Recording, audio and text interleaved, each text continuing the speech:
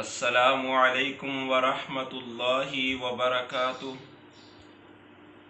نحمده ونسلم على رسوله الكريم اما بعد فإن خير الحديث كتاب الله وخير الهدي هدي محمد صلى الله عليه وسلم وشر الأمور محدثاتها وكل محدثة بدعة وكل بدعة ضلالة وكل ضلالة في النار أعوذ بالله من الشيطان الرجيم بسم الله الرحمن الرحيم يا أيها الذين آمنوا كتب عليكم الصيام كما كتب على الذين من قبلكم لعلكم تتقون رب اشرح لي صدري ويسر لي أمري واحلل عقدة من لساني يفقهوا قولي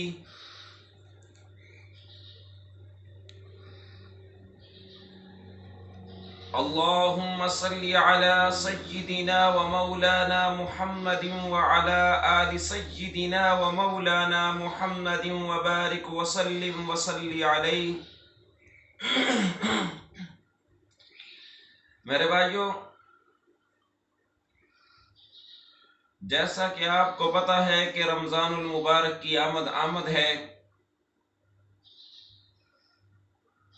جو میں نے آپ کے سامنے آیات مقدسہ تلاوت کی ہے، اس کے اندر اللہ رب العزت یہ ارشاد فرما رہے ہیں، اے ایمان والو، تم پر روزے فرض کر دیے گئے ہیں جیسا کہ تم سے پہلے لوگوں پر فرض کیے گئے تھے، تاکہ تم پرہیزگار بن جاؤ۔ میرے بھائیو، اس آیات مقدسہ کے اندر اللہ رب العزت یہ ارشاد فرما رہے ہیں، روزہ ایمانداروں کے اوپر، ایمان والوں کے اوپر فرض کیا گیا ہے۔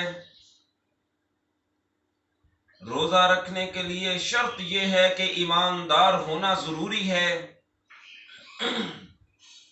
ایمان والا ہونا ضروری ہے، کیونکہ میرے اور آپ کے آقا علیہ الصلوۃ والسلام نے ارشاد فرمایا، بنی الاسلام علی خمس، شہادت ان لا الہ الا اللہ وان محمد رسول اللہ واقام الصلاۃ وایتاء الزکاۃ والحج وصوم رمضان۔ فرمایا، تمہیں اسلام میں داخل ہونے کے لیے، ایمان دار بننے کے لیے سب سے پہلے کلمہ شہادت کی گواہی دینی ہوگی۔ کچھ لوگ کہتے ہیں کہ ہم نے کلمہ پڑھ لیا، مسلمان ہو گئے۔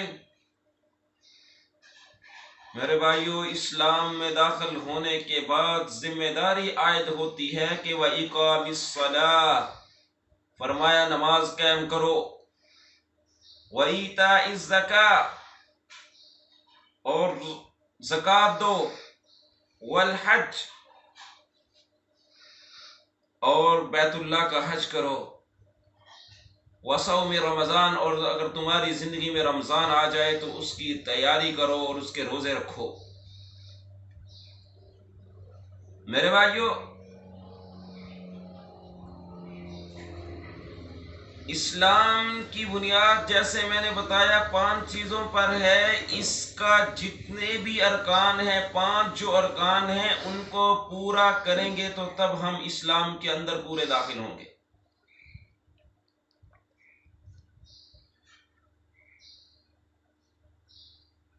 کیونکہ اللہ تعالیٰ قرآن پاک میں ارشاد فرماتے ہیں کہ اے ایمان والو، اسلام کے اندر پورے کے پورے داخل ہو جاؤ۔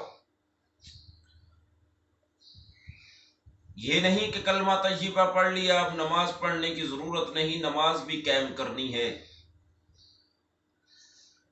جیسے میں نے پہلے درسوں کے اندر عرض کیا تھا کہ اگر ایک کمرے کی ہم چھت ڈالتے ہیں اس کے اندر چاروں کونوں میں 4 پلر دیتے ہیں یا چاروں طرف دیواریں دیتے ہیں. اگر ایک دیوار یا پلر گر جائے تو چھت گر جاتی ہے. تو اسی طرح اسلام کا حال ہے. جب تک اس کی 5 بنیادوں کو انسان پورا ان کے اوپر عمل نہیں کرے گا تو اسلام میں داخل نہیں ہو سکتا.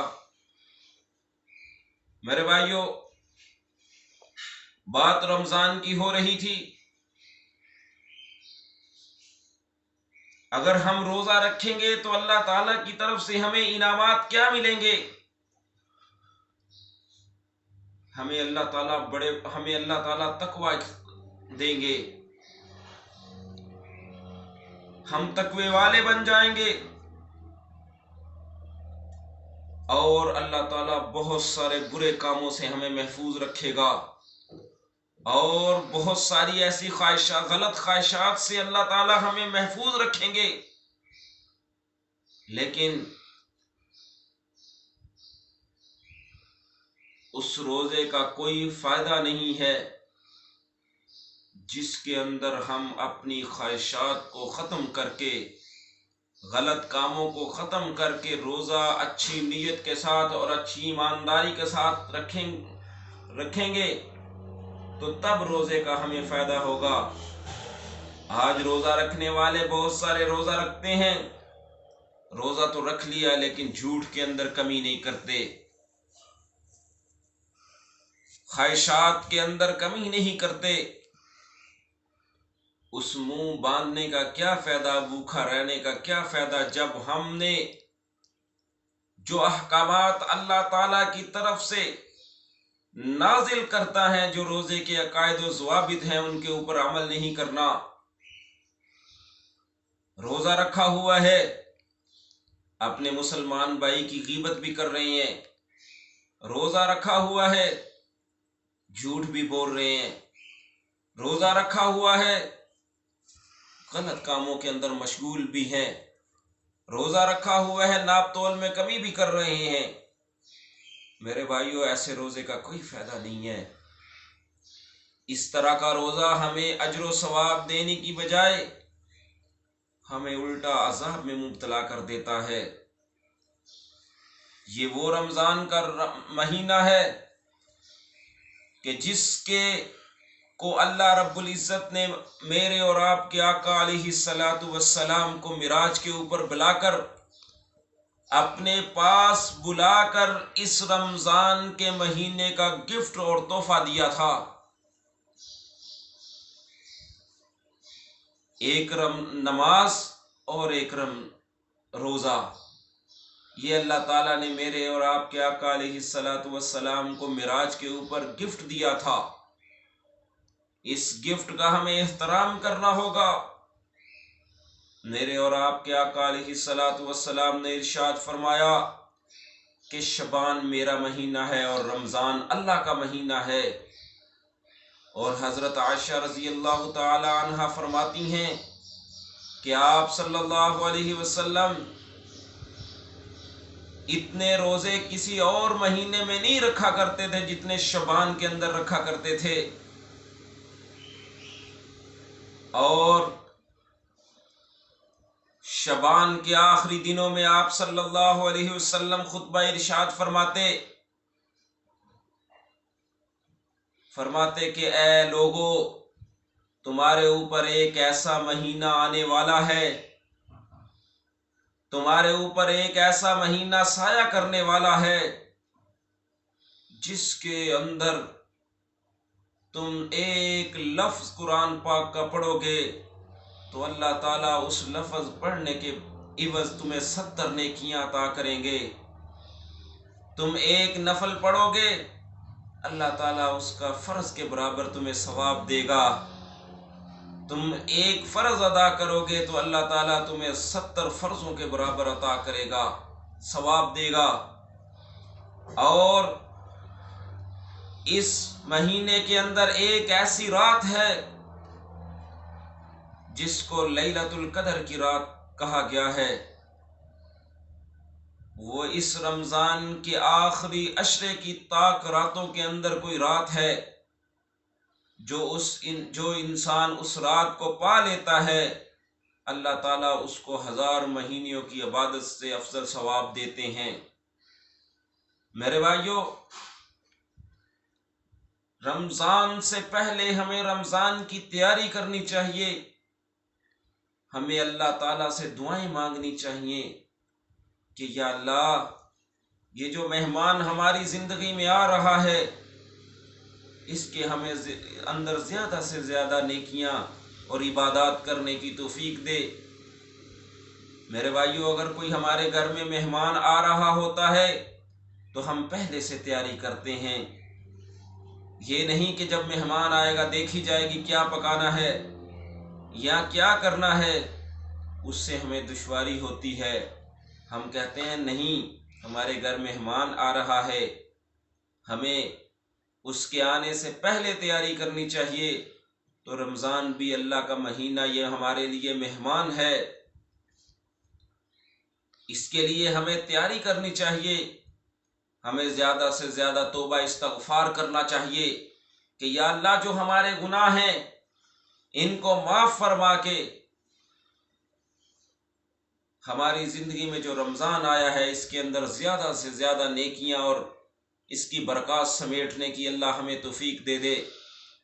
میرے بھائیوں، بات ہو رہی تھی کہ ایک لفظ پڑھنے کے عوض اللہ تعالیٰ 70 نیکیاں عطا کرتے ہیں۔ میرے بھائیوں، ایک حدیث میں آتا ہے، فرمایا رسول اللہ صلی اللہ علیہ وسلم نے کہ جو بندہ قرآن پاک کا ایک لفظ پڑھتا ہے، اللہ تعالیٰ ایک لفظ کے بدلے میں اس کو 10 نیکیاں عطا کرتے ہیں۔ تو میرے بھائیوں، جب ہم رمضان میں پڑھیں گے ایک لفظ کے بدلے میں اللہ تعالیٰ ہمیں 70 نیکیاں دیں گے۔ میرے بھائیوں، اگر ہم 10 کے ساتھ جو 10 ایک لفظ کے پڑھنے سے نیکیاں ملتی ہیں، اگر اس 10 کو 70 کے ساتھ پلس کرتے ہیں تو میرے بھائیوں، ہر 70 نیکیوں کا اجر 700 نیکیوں کے برابر بن جاتا ہے۔ ہر نیکی کے بدلے 10 نیکیاں، تو جب 70 کو پلس کریں گے 10 کے ساتھ تو پھر وہ 700 نیکی بن جائے گی۔ اور اللہ رب العزت ارشاد فرماتے ہیں، جو قیامت والے دن میرے پاس ایک نیکی لے کے آئے گا تو میں اس کو 10 کے برابر اجر دوں گا۔ تو جب ہمارے نامہ اعمال میں جب 700 نیکی رمضان کے اندر لکھی جائے گی تو قیامت والے دن ہم اللہ کے دربار میں جب 700 نیکی لے کر جائیں گے تو اس سے آپ خود حساب لگا لیں، 700 کو 10 کے ساتھ پلس کریں تو پھر اللہ تعالیٰ ہمارے نیکیوں کے اندر کتنا اضافہ کر دیں گے۔ ہمیں چاہیے جو ہمارے پاس مہمان آ رہا ہے ہم اس کی قدر کریں، ہم اس کی قدر کو پہچانیں۔ اسلاف کے بارے میں، بزرگان دین کے بارے میں لکھا گیا ہے کہ وہ رمضان سے 5-6 مہینے پہلے ہی رمضان کے بارے میں دعائیں کرنا شروع کر دیتے تھے، یا اللہ، ہمارے زندگیوں کے اندر اس رمضان کو لا، ہمیں ہمارے زندگیوں میں اس رمضان کو لے آ۔ اور جب رمضان کا مہینہ وہ پا لیتے تو رمضان کے بعد وہ دعائیں کرتے رہتے کہ یا اللہ، جو تو نے ہمیں روزہ رکھنے کی توفیق دی ہے، اللہ تعالیٰ اس کو ہمارے ان روزوں کو قبول فرما۔ میرے بھائیوں، روزے تب ہی قبول ہوں گے جب ہم اپنی خواہشات کو، نفسیات، انسانی خواہشات کو ختم کر کے ایمانداری کے ساتھ روزہ رکھیں گے۔ اللہ تعالیٰ کی طرف سے جو عقائد و ضوابط اس روزے کے بارے میں اترے ہیں ان کا احترام کریں گے، ان پر عمل کریں گے۔ آج ہم روزہ تو رکھتے ہیں لیکن اپنے بھائی کی غیبت نہیں چھوڑتے، چغلی نہیں چھوڑتے۔ تو میرے بھائیوں، یہ جو غیبت ہے، یہ چغلی ہے، یہ نیکیوں کو ایسے کھا جاتی ہے جیسے لکڑ کو دیمک لگنے سے لکڑ کھائی جاتی ہے۔ میرے بھائیوں، اللہ تعالیٰ ہمیں ان تمام غلط خرافات سے محفوظ رکھے۔ اللہ تعالی ہمیں نیک کام کرنے کی توفیق عطا فرمائے، رمضان کا احترام کرنے کی توفیق عطا فرمائے، رمضان کی تیاری کرنے کی توفیق عطا فرمائے۔ اللہ تعالی ہمیں اس رمضان کی زیادہ سے زیادہ برکات کو سمیٹنے کے لیے کی توفیق عطا فرمائے، کیونکہ اللہ رب العزت ارشاد فرماتے ہیں یہ رمضان ایسا مہینہ ہے جس مہینے کے اندر جہنم کے دروازے بند کر کے جنت کے دروازے کھول دیے جاتے ہیں، اور اس مہینے کے اندر سرکش شیاطین کو قید کر دیا جاتا ہے۔ میرے بھائیوں، جو رمضان کے بارے میں کہا گیا، سنا گیا، اللہ تعالیٰ اس کو اوپر صحیح طریقوں سے ہمیں عمل کرنے کی توفیق عطا فرمائے۔ اللہ تعالیٰ 100% آپ صلی اللہ علیہ وسلم کی سنت پر عمل کرنے کی توفیق عطا فرمائے، جو کہا گیا سنا گیا اس پر عمل کرنے کی توفیق عطا فرمائے۔ عمل سے زندگی بنتی ہے، جنت بھی جہنم بھی، یہ خاکی اپنی فطرت میں نہ نوری ہے نہ ناری ہے۔ اللہ میرا اور آپ کا حامی و ناصر ہو۔ وآخر دعوانا ان الحمد للہ رب العالمین۔